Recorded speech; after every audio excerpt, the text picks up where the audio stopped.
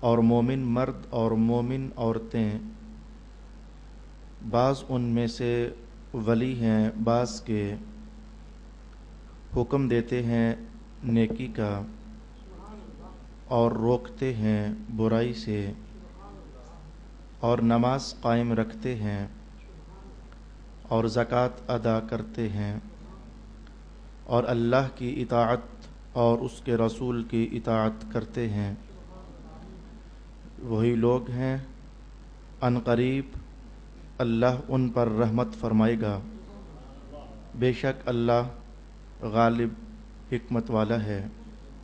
وعدہ فرمایا ہے اللہ نے مومن مردوں اور مومن عورتوں کے ساتھ ایسی جنتوں کا جن کے نیچے نہریں جاری ہیں، ہمیشہ ان میں رہیں گے، اور وعدہ کیا ہے اللہ نے پاکیزہ گھروں کا ہمیشہ رہنے والی جنتوں میں، اور اللہ کی رضامندی بہت بڑی چیز ہے، یہی بہت بڑی کامیابی ہے۔ صدق اللہ مولانا العظیم۔ تلاوت کردہ آیات کا سب سے پہلے ہم لب لباب سمجھیں گے، یعنی مختصر عنوان، تاکہ گفتگو ذہنوں سے قریب ہو جائے۔ اس کے بعد آیات میں جو کچھ بیان ہوا اس کی رغبت رکھیں گے، اور نمبر 3 پر ان آیات طیبات کی تفسیر اور معانی جو رسول معظم صلی اللہ علیہ وآلہ وسلم نے ارشاد فرمائے ان کی طرف بڑھنے کی کوشش کریں گے۔ آج کی نشست میں ہمارے لیے بہت سارے اسباق ہیں جو ہمارا مذہب، ہمارا دین، ہمارا اسلام ہمیں ارشاد کرتا ہے، اور ہمیں ان کی طرف رغبت کے ساتھ متوجہ ہونا ہے۔ آیات کا لب لباب یہ ہے، گزشتہ آیات میں گزشتہ جمعہ کو ہم نے یہ سبق سیکھا تھا کہ منافق لوگ یہ آپس میں ان کے رویے کیسے ہیں، اور ایمان والوں کے ساتھ منافقوں کے رویے کیسے ہیں۔ ان کے برے کردار کے چند حوالہ جات ہم نے سنے، اور پھر منافقین کا نتیجہ اور بری جزا جو قیامت والے دن ان کو دی جائے گی ہم نے وہ بھی سماعت کر لی۔ قرآن حکیم کا یہ انداز ہے کہ جب وہ اکثر بلکہ 95% جب وہ اچھے لوگوں کا ذکر کرتا ہے تو ساتھ کہیں آگے پیچھے برے لوگوں کا بھی ذکر کر دیتا ہے۔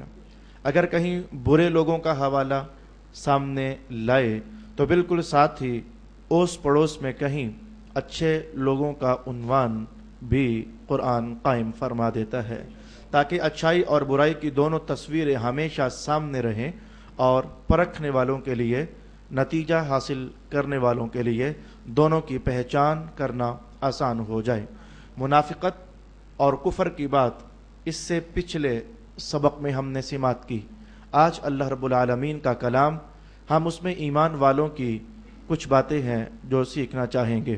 آیات میں یہ بیان ہوا کہ مومن دوسرے مومنوں کے لیے ولی ہے۔ اس کا معنی کیا ہے ہم تھوڑی دیر کے بعد دیکھیں گے۔ مومنوں کی شان یہ ہوتی ہے وہ ہمیشہ اچھائی کا حکم دیتے رہتے ہیں۔ مومنوں کی دوسری شان ان آیات میں یہ بیان ہوئی، انہیں جب کہیں برائی نظر آئے تو برائی کو روکنے کا اہتمام کرتے ہیں۔ مومن کی تیسری شان اس آیت میں بیان ہوئی، وہ نماز قائم رکھتے ہیں اور ہمیشہ نماز پر اقامت فرماتے ہیں۔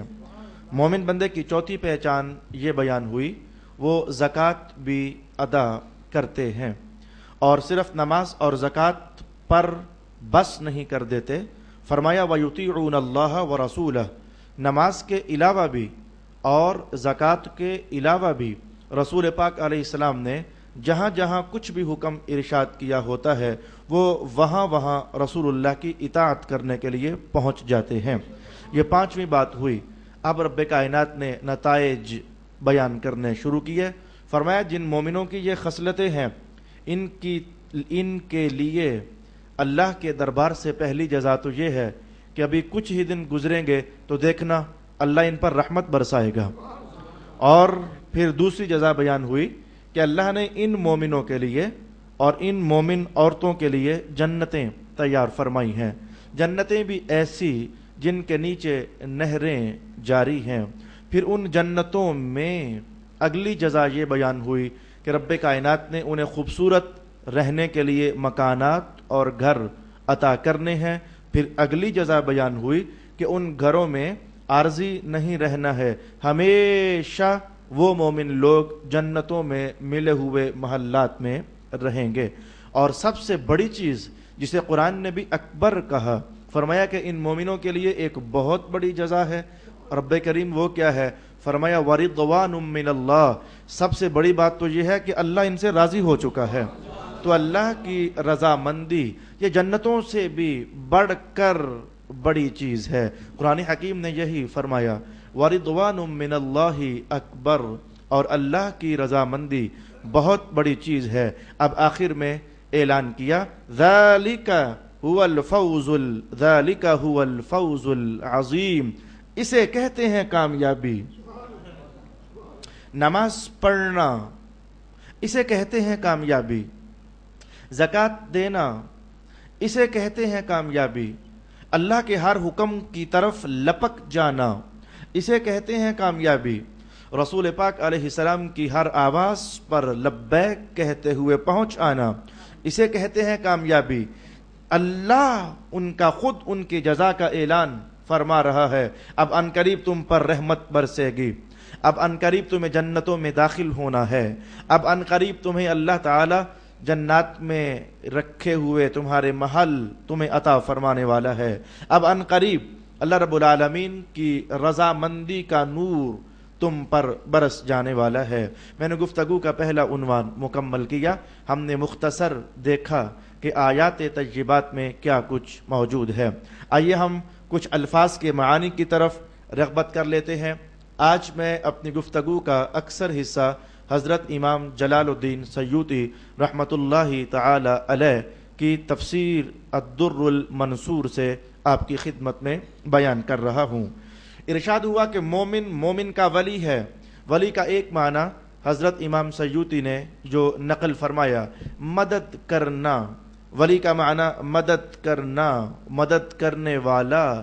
قرآن حکیم نے ارشاد کیا ہے اللہ ولی الذین آمنوا، ایمان والوں کی مدد کرنے والا اللہ جو ہے۔ تو ولی کا معنی مدد کرنا۔ اب دھیان سے یہاں سے میرا اور آپ کا سبق شروع ہو گیا۔ سبق کا معنی یہ سمجھو کہ ہماری ایک ذمہ داری ہے جو شروع ہو گئی۔ اب ایک بات ہے جو میں پڑھنے لگا ہوں، وہ بات ہمارے لیے اسلام کا سبق بھی ہے اور ہماری وہ ذمہ داری بھی ہے۔ یہ جس کو ہم سبق کہتے ہیں یہ اصل میں تو ذمہ داری کا نام ہے۔ نماز پڑھو یہ ایک سبق ہے، بھئی اب تمہاری ذمہ داری ہے نماز پڑھنا۔ زکوٰۃ ادا کرو یہ ایک سبق ہے، بھئی اب تمہاری ذمہ داری ہے کہ زکوٰۃ ادا کرو۔ تو جن کو ہم اسباق کہتے ہیں وہ اصل میں شریعت کی طرف سے ذمہ داریاں ہوتی ہیں، ڈیوٹیاں ہوتی ہیں جو لگا دی جاتی ہیں۔ آؤ ہم دیکھتے ہیں پہلا سبق آج کی نشست کے لیے کیا ہے، پہلی ذمہ داری آج کے سبق میں کیا ہے، اور پہلی ڈیوٹی آج کے تلاوت کردہ حصے میں ہم کیا سیکھنا چاہیں گے۔ حضرت امام سیوطی ارشاد فرماتے ہیں کہ ولیٌ کا معنی ہوتا ہے مدد کرنا۔ ہر مومن پر لازم ہے کہ وہ دوسرے مومن کی مدد کرے۔ کون سی مدد مراد ہے؟ بس ایسا ہو گیا کہ ہم جب بھی لفظ مدد بولتے ہیں تو شاید وہ پیسوں کا خیال ذہن میں آ جاتا ہے۔ ہم جب بھی خرچ کرنا چاہیے یہ لفظ بولتے ہیں تو فوراً پیسے کا خیال ذہن میں آ جاتا ہے۔ جی نہیں، پتہ نہیں ہم کب آخر پیسوں کے نام سے کچھ آگے بھی تجاوز کر کے دیکھیں گے کہ اور بھی کچھ ہے جس میں مدد کی جا سکتی ہے، اور بھی بہت کچھ ہے جس میں ہم خرچ کر سکتے ہیں۔ آج خرچ کرنا تو میرا عنوان نہیں ہے، وگرنہ میں انشاءاللہ بتاؤں گا اور بتا رہا ہوں مختلف جگہوں پر کہ خرچ صرف پیسہ ہی نہیں ہوتا، بہت کچھ ہے جو ہم خرچ کر رہے ہیں اور خرچ کر سکتے ہیں۔ آج میرا عنوان ہے مدد کرنا۔ ایک مومن کو چاہیے وہ دوسرے مومن کی مدد کرے۔ ہاں جی، مدد کیا صرف پیسے میں ہوتی ہے؟ جی نہیں، مدد کا جو سب سے اونچا پہلو ہے میں آپ کے سامنے وہ تلاوت کرنے لگا ہوں۔ یدعون الی الایمان باللہ ورسولہ، مومن دوسرے مومن کی مدد کرتا ہے، یعنی اسے بلاتا ہے آ اللہ کی طرف اور اپنا ایمان مضبوط کر، آ رسول اللہ کی طرف اور اپنا ایمان مضبوط کر۔ تو ایمان کے مضبوط کرنے میں ایک مومن دوسرے مومن کا مددگار ہوتا ہے۔ یہ ذمہ داری ہم نے نبھانی ہے۔ اگر ہم آج تک نہیں جان پائے تو میں بتا دیتا ہوں کہ یہ ذمہ داری ہم کیسے نبھا سکتے ہیں۔ ہم ایک دوسرے کو ایمان باللہ اور ایمان رسول کی طرف بلانے پر کیسے مدد کر سکتے ہیں؟ اگر اللہ رب العالمین نے آپ کا سینہ کھولا، اس میں قرآنی آیات کا نور ہے، حدیث رسالت میں آپ کا علم اس میں ہے، تو آپ جب کسی مومن کو دیکھو کہ تمہارے سامنے وہ ایمان کے راستے سے بدک رہا ہے، نیکی کے راستے سے وہ ہٹ رہا ہے اور اللہ کے حکم کی پابندی کی منزل کو وہ فراموش کر رہا ہے، تو ایسے میں آپ کا حق بن جاتا ہے، آپ کی ذمہ داری بن جاتی ہے، جو آپ جانتے ہو اسے بتاؤ کہ میرے دوست جس راستے پر تو چل پڑا ہے یہ راستہ تمہیں اللہ کی رحمت سے دور کر دے گا اور یہ راستہ تمہیں ایمان کی منزل سے دور کر دے گا۔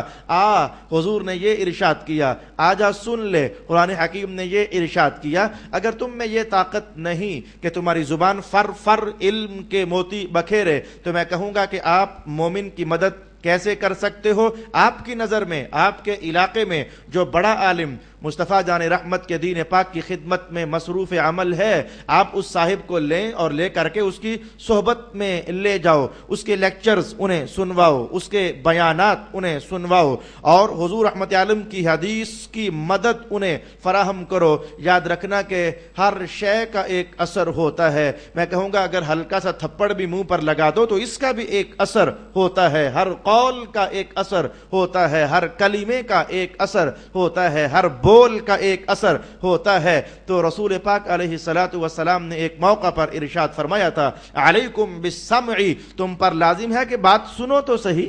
تو یہ بات کا سننا ایک اثر رکھتا ہے، بات کا سننا ذہن کو جھنجھوڑتا ہے، بات کا سننا دل میں ہلچل مچاتا ہے۔ اسی لیے تو مصطفیٰ جان رحمت نے ہدایت کی منزل کو جب بیان کیا تو سب سے پہلا ٹاپک یہی چھیڑ دیا اور فرمایا کہ نضر اللہ امرأ سمع مقالتی، اللہ اس بندے کو تر و تازہ کر دے جو میری بات سنتا تو ہے نا۔ تو یہ بات کا سننا، بات کے سننے کی طرف بڑھنا یا بات کو سنانا یا سنانے والے کی طرف اپنے بھائی کو لے جانا، اگر ایسا تم کرنے میں کامیاب ہو گئے تو قرآن کی یہ آیت تم پر کیسے مطبق ہو رہی ہوگی۔ قرآن کہتا ہے کہ ایک مومن دوسرے مومن کا مددگار ہوتا ہے، ایمان کے راستے میں چلنے میں ممد ہوتا ہے، رسول اللہ کی اطاعت کے راستے میں چلنے میں وہ ممد ہوتا ہے۔ اب ہم نے دیکھنا ہے کہ ہم اپنی یہ ڈیوٹی کتنا کو نبھا دیتے ہیں۔ اپنا دائرہ اثر دیکھو، سب سے پہلے تمہاری بیوی تمہارے دائرہ اثر میں ہے، پھر تمہاری اولاد تمہارے دائرہ اثر میں ہے، پھر تمہارے چھوٹے بھائی تمہارے دائرہ اثر میں ہے، پھر ادب کے ساتھ تمہارے والدین بھی تو تمہارے دائرہ محبت میں ہیں۔ اب میں نے دائرہ اثر نہ کہا، میں نے کہا تمہارے دائرہ محبت میں تمہارے والدین بھی تو ہے نا۔ پہلے انہیں ذرا چیک کرو، پہلے انہیں ذرا پرکھو، کون ہے جو مصطفیٰ جان رحمت کو پیٹ کر چکا ہے، کون ہے جو رسول پاک علیہ السلام کے دین مبارک کی رسیاں اپنے ہاتھوں سے وہ کھول کر اتار چکا ہے۔ تو پہلے ان پر ورک شروع کیا جائے، اپنی بیوی کو سمجھایا جائے۔ یہ مذہب صرف مردوں کے لیے نہیں ہے، یہ مذہب عورتوں کے لیے بھی تو ہے۔ اسی لیے تو آج قرآن حکیم نے دوہرے الفاظ استعمال کیے۔ عام طور پر ہمیشہ قرآن مردوں کی بات کرتا تھا، اقیموا الصلاۃ، مردوں نماز پڑھو، آتوا الزکاۃ، مردوں زکوٰۃ ادا کرو، عورتیں ویسے ہی ساتھ داخل قبول کر دیا کرتا تھا، لیکن اس موقع پر الفاظ میں دھیان دو نا، فرمایا المؤمنون والمؤمنات، مومن مرد کا بھی مددگار ہوتا ہے اور مومن مرد مومن عورت کا بھی مددگار ہوتا ہے۔ عورت سے مراد تمہاری بہن ہے، عورت سے مراد تمہاری بیٹی ہے، عورت سے مراد تمہاری بیوی ہے، عورت سے مراد تمہاری ماں ہے۔ ان کے ساتھ مدد کرو، ان کے ساتھ تعاون کرو، انہیں بکس لا کر دینا کہ یہ ہمارا مذہب ہے، انہیں سنی ہوئی بات جا کر سنا دینا یہ ہمارا مذہب ہے، یہ ہے مدد۔ میں نے پہلا عنوان جو آیت میں بیان ہوا اس کا اشارہ بہت بھاگم آپ کی خدمت میں عرض کر دیا۔ ایک ذمہ داری کا احساس رمضان المبارک میں جبکہ دل بہت نرم ہو چکے ہیں، رمضان المبارک میں جبکہ روح بڑی تیزی سے مارچ کرتی ہے نیکی کی طرف، رمضان المبارک میں جبکہ انسان کی طبیعت بھی کافی ساری مسلمان ہو چکی ہوتی ہے، رمضان المبارک میں جبکہ اللہ نے بھی نیکی کمانے کا اہتمام ذرا سجا دیا ہوتا ہے، رمضان المبارک میں جبکہ اللہ کی طرف سے نزول رحمت کی فراوانی بندوں کی طرف ہوتی ہے، رمضان المبارک میں جبکہ شیطان جو کہ پاپی ہے، بڑا پاپی، انسانوں کو روکتا ہے، کھینچتا ہے، گراتا ہے، اللہ نے اب تو اسے بھی بند کر دیا ہوا ہے، رمضان المبارک میں جبکہ رب کائنات نے دوزخ کے دروازے بھی بند کر دیے ہوئے ہیں۔ میں نے کہا اہتمام پورا ہو چکا ہے، توفیق پوری ہو چکی ہے، اب ہمیں اٹھ کر بڑھنا ہے، اب ہمیں اٹھ کر منزل کو تلاش کرنا ہے، اب ہمیں رغبتوں کو سجانا ہے، اب ہمیں اپنے آپ کو متحرک کرنا ہے، اب ہمیں مصطفیٰ جان رحمت کے دین کے خادم ہونے کی حیثیت سے للکار ڈالنی ہے، اب ہمیں حضور کے دین مبارک کی آواز کو اٹھانا ہے۔ اپنے گھر سے اس آواز کو اٹھاؤ، نمازوں کی پابندی کا اہتمام، قرآن کی تلاوت کا اہتمام، ہفتے بھر میں کم از کم ایک بار درود و سلام پڑھنے کا اہتمام، اپنے بچوں کو انگلی کے ساتھ لگا کر اللہ کے گھر میں لے آنے کا اہتمام، اپنے آپ کو اٹھانا اور ذرا دھکا لگا کر کہنا اٹھنا اب تو اللہ کے گھر آ جا، آج کل تو صبح و شام رحمت تقسیم ہو رہی ہے، یہ اہتمام سجانا یہ رمضان کا بھی پیغام ہے۔ اور رمضان کے پہلے جمعۃ المبارک کے خطبے میں بھی میں تو اللہ کا شکر ادا کر رہا ہوں کہ کیسے میرا سبق رمضان کے موسم کے ساتھ مطابقت کھا چکا ہے، وگرنہ آج اگر منافقوں کا ہی بیان ہوتا تو کتنا عجیب ہم محسوس کرتے کہ ڈانٹ پڑ رہی ہے اور ذرا تلخی کی جا رہی ہے، ذرا سمجھایا جا رہا ہے۔ وہ عنوان رمضان سے پہلے ہی سمٹ گیا۔ آج ایمان کا عنوان ہے، آج مدد کا عنوان ہے، آج رحمت کا عنوان ہے، آج رسول اللہ کی محبت جیتنے کا عنوان ہے، آج اللہ کی رضامندی کی طرف بڑھنے کا عنوان ہے۔ میں نے کہا عنوان سج گیا۔ رمضان کے موسم کے ساتھ ارشاد ہوا المؤمنون والمؤمنات بعضهم من بعض بعضهم اولیاء بعض، یہ ایمان والے یا دوسرے ایمان والوں کے مددگار ہوتے ہیں، دوست کا مددگار ہوتا ہے۔ وما كان من طاعت اللہ، اور جو بھی اللہ کی اطاعت ہے اس کے طرف بلانے میں ایک مومن دوسرے مومن کا مددگار ہوتا ہے۔ آئیے ہم دیکھنا چاہیں گے کہ اولیاء کا دوسرا معنی کیا ہوتا ہے۔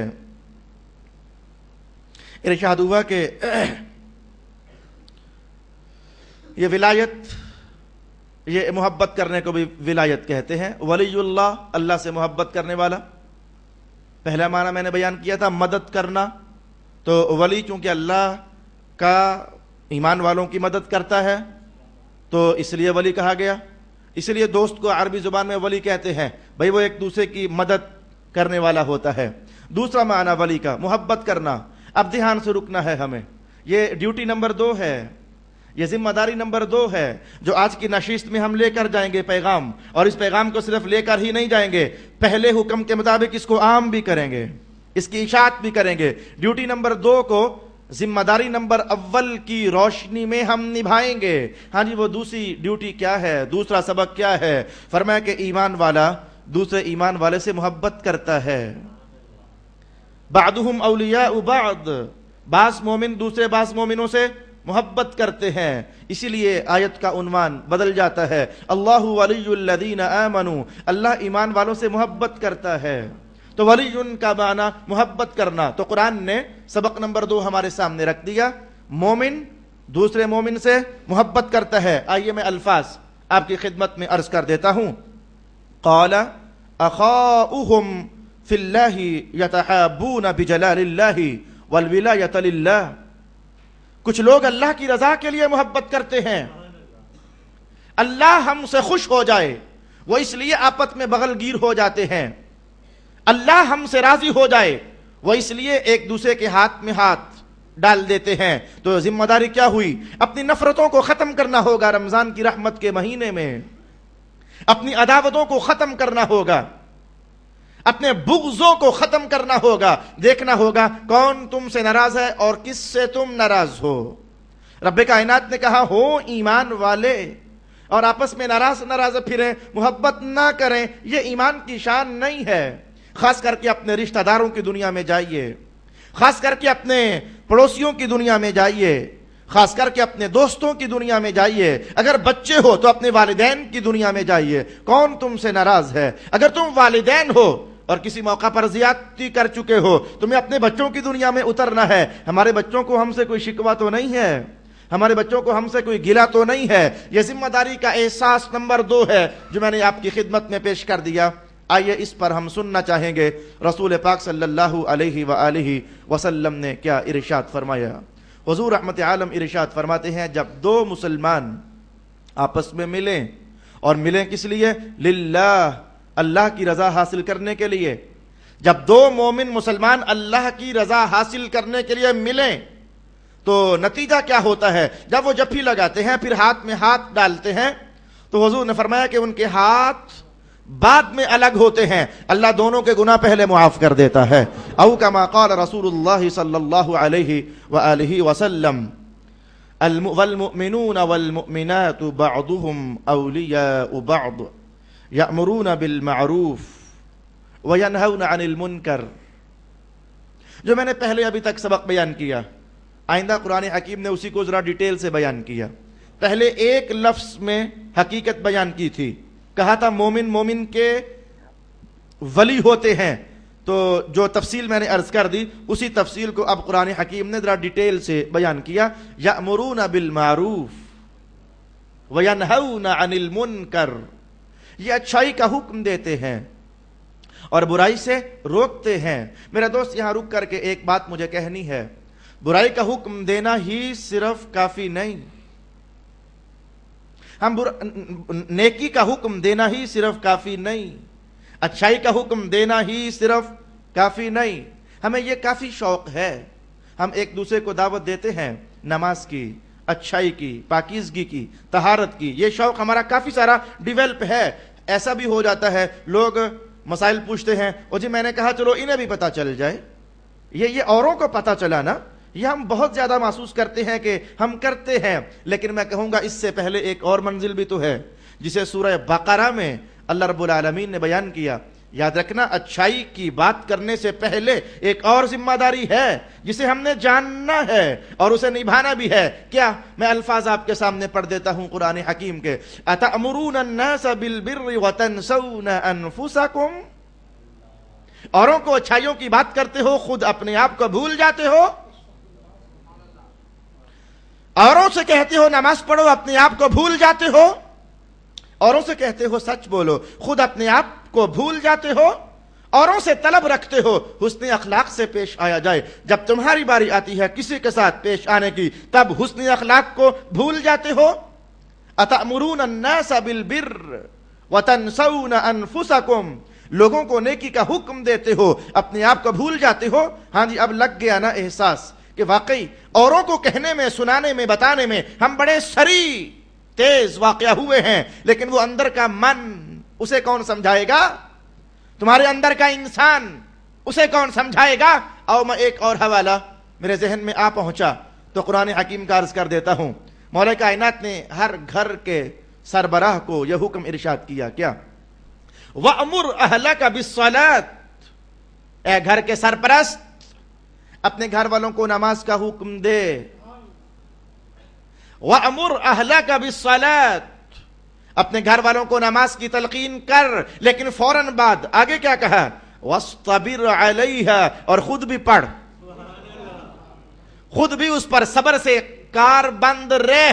میں نے ایسے گھرانے پائے ہیں جو صبح اپنے بچوں کو مسجد بھجوا دیتے ہیں لیکن خود نہیں آتے ہیں۔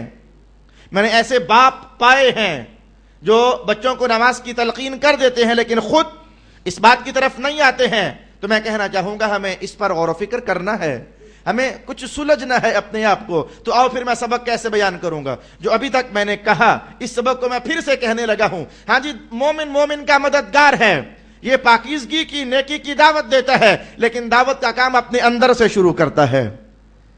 نیکی کی دعوت پہلے اپنے آپ کو دیتا ہے۔ یہ قرآن حکیم کا لیسن میں نے ابھی آپ کی خدمت میں بیان کیا۔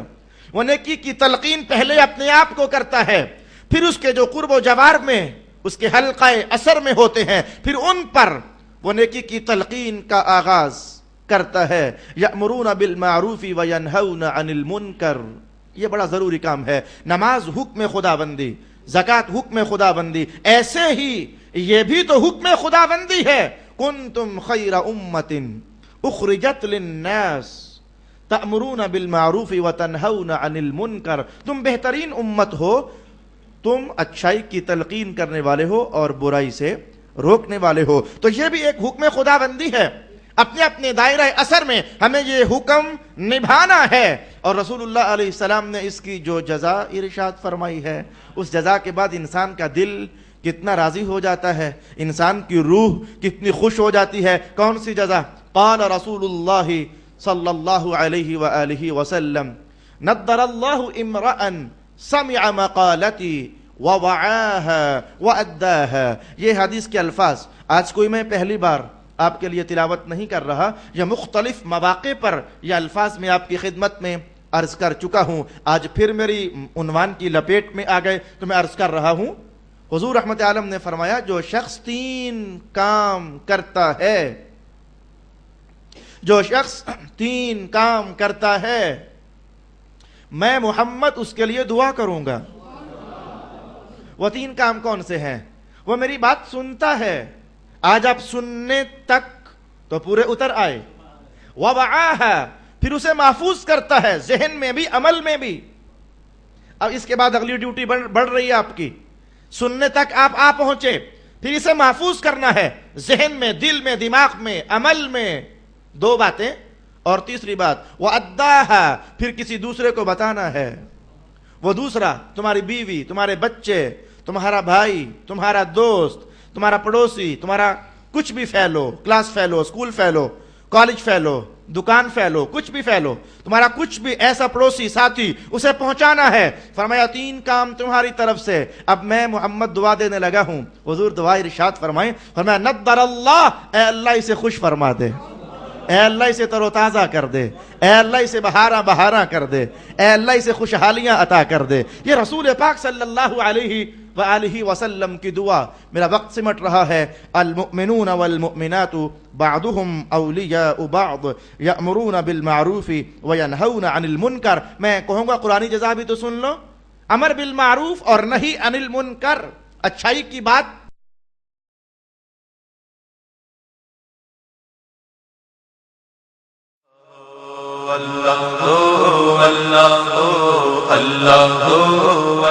تو یہ کچھ پاکیزہ محفلیں ہوتی ہیں جو کیفیات دیتی ہیں، کچھ پاکیزہ محفلیں ہوتی ہیں جو پاکیزہ احساسات کو جنم دیتی ہیں، جو ذہنوں کو تھوڑی دیر کے لیے سکون دے دیتی ہیں۔ اللہ کا نور رس رس کر بندوں پر نازل ہونے لگ جاتا ہے۔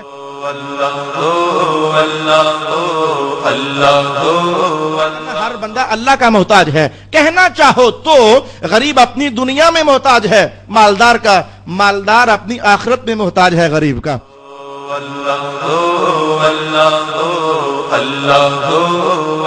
باطل گناہ کبھی کسی کو فائدہ نہیں دے سکتا ہے، اور مستفوی عمل جدھر جاتا ہے فائدہ ہی فائدہ عطا کرتا ہے۔